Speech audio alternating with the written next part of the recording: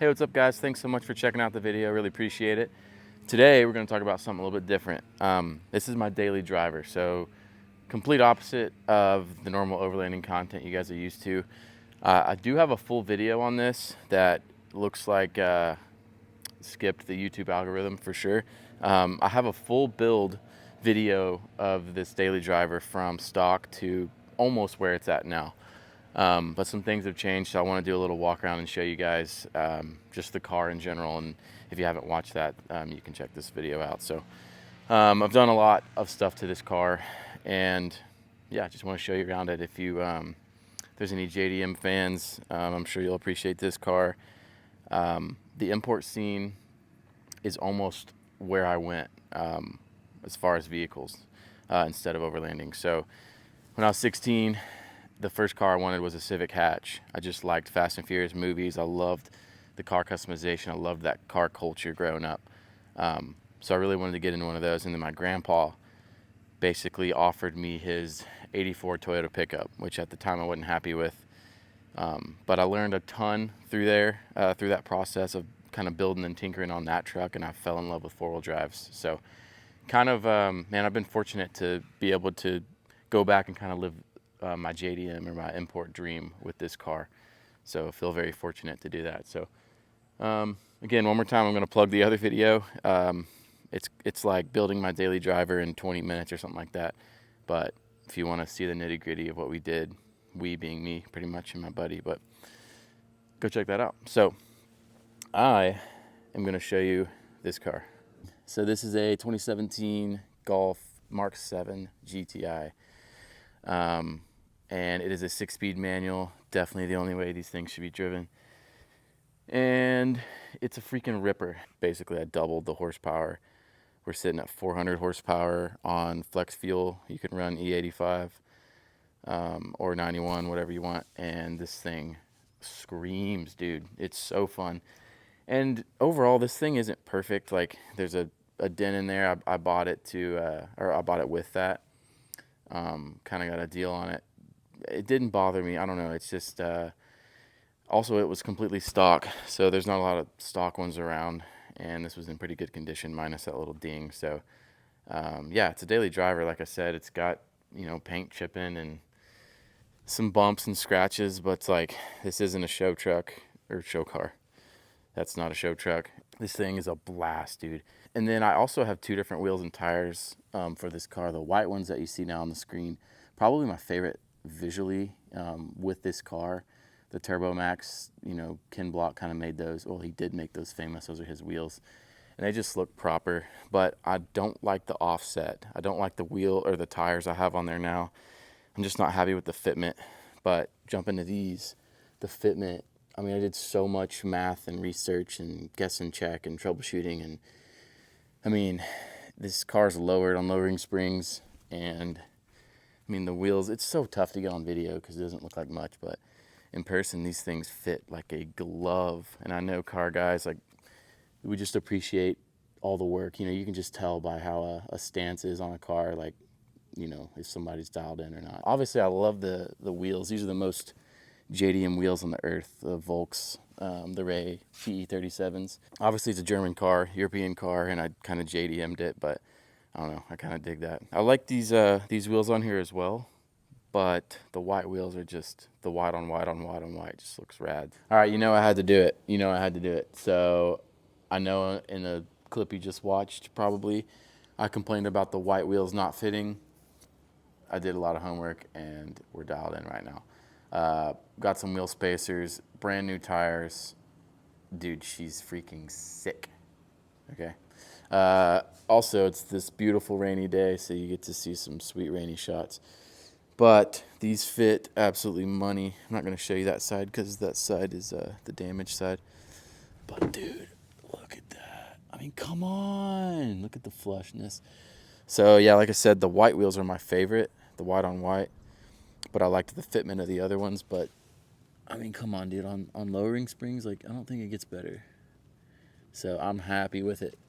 They don't stick out. They're just perfectly flush. Same with the front.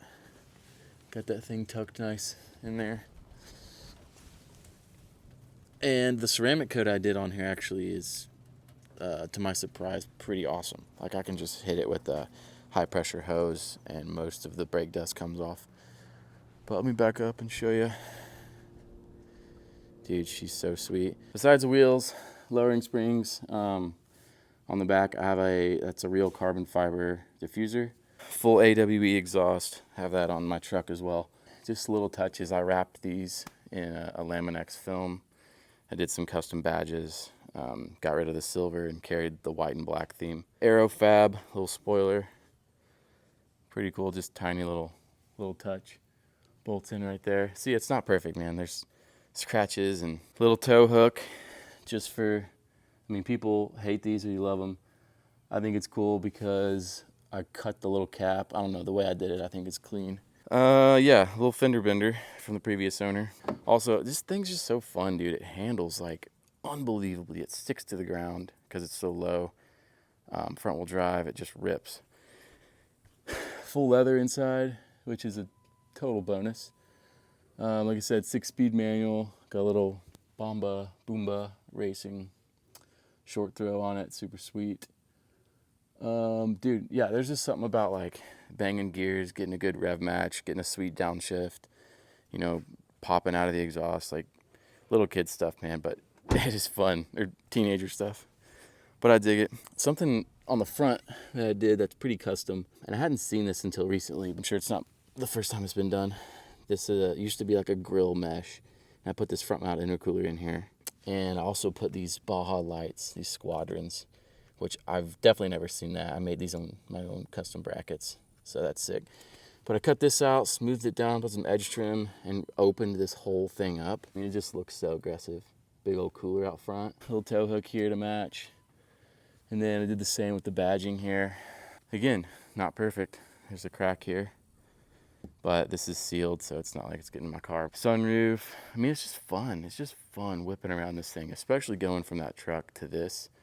I drive this about every day to work, and then a couple times a week drive the truck. I mean, it is so fun. And I'll show you under the hood. And then I just passed 100,000 miles. I bought it when it had 80 on it. Had it maybe 2 years, maybe not even that long, maybe a year and a half or so. It's perfect size. Put the kid back here. This GTI has the performance pack, so the brakes are bigger in the front. I put new drilled and slotted rotors and upgraded pads all the way around. That was pretty expensive. It just needed it. It was a little tired. Hey guys, hope you're digging the video so far. As you can tell, I am in the car right now, and I'm actually on lunch break trying to film this last clip so I can get this video out to you guys really soon. But I want to take a second and thank Onyx Off-Road for sponsoring this video. If you're unfamiliar with Onyx, they are basically a GPS navigation app. Primarily for camping and off-roading. I use it all the time when I go out in the Tacoma, really anywhere, on trips with work, just anything I'm doing. But one thing I haven't talked about really is the route builder. But if you're anything like me and you're in the industry, or even if you know your own trail system really well, what's cool is you can build your own custom route, and maybe you want to share it with your buddies or do something like that. Maybe you found a cool loop that kind of ties in a bunch of trails together. You can do that on the app, which is super cool. So you can kind of snap to the roads. If there's designated roads there, you can kind of touch around on there and it'll create a nice clean line for you, and you can make your route that way. Or you can go super manual and basically just draw everywhere on the screen to string together your route.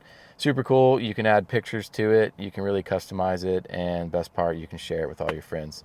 And also, if you're not aware of your trail system, if you don't want to make a route, you can always go to the Discover feature and kind of browse through those, and that's going to show you trails that are local to your area, that are around where you're going to go wheel or whatever. You can see pictures, you can see the difficulty, there's descriptions on there, stuff like that. So Onyx kind of has every angle covered for you as far as the trails go. So thank you guys for watching. Onyx, appreciate you guys sponsoring this video. Let's get back to the rest of the GTI.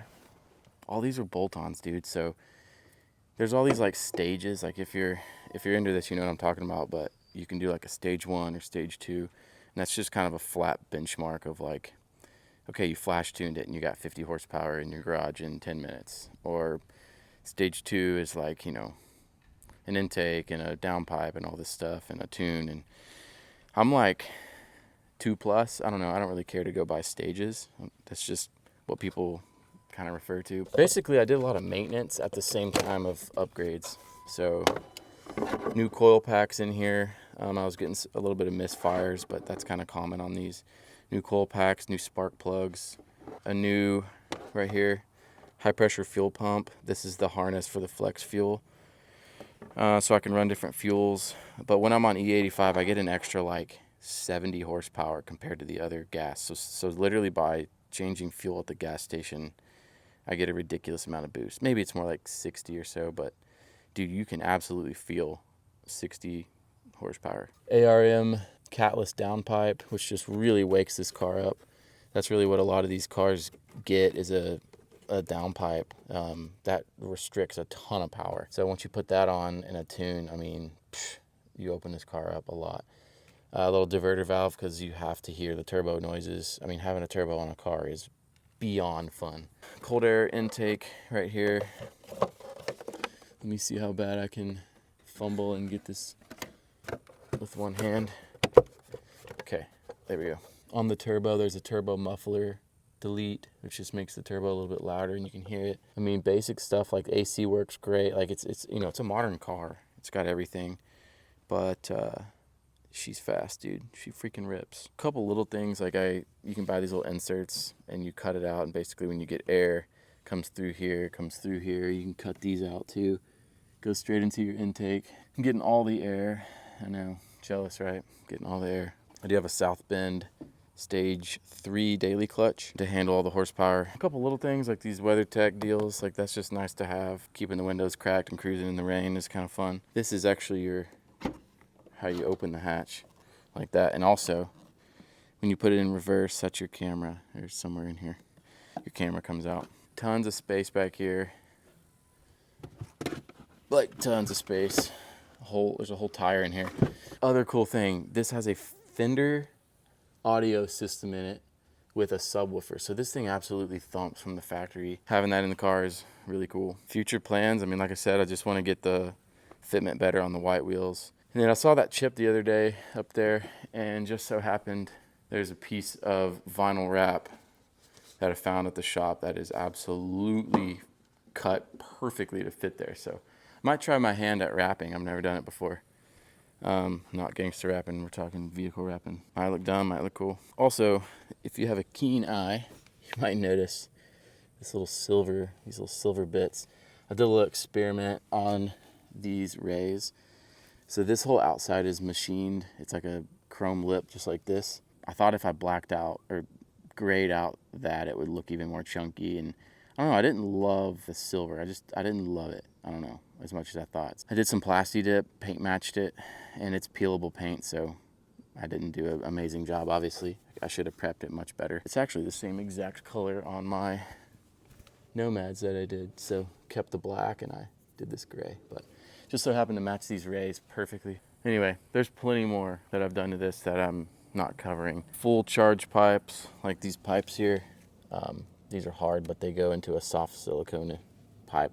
I don't know how much more I'm gonna build it. Like it's pretty capped. The next thing I can do is put a big turbo on it, which would be super fun. And then, I mean, I'm pushing close to 480 horsepower, something stupid. They make these in a Golf R, which is all-wheel drive, which would be just the best for hooking it up because, like I said, this will just spin. You just do a straight burnout.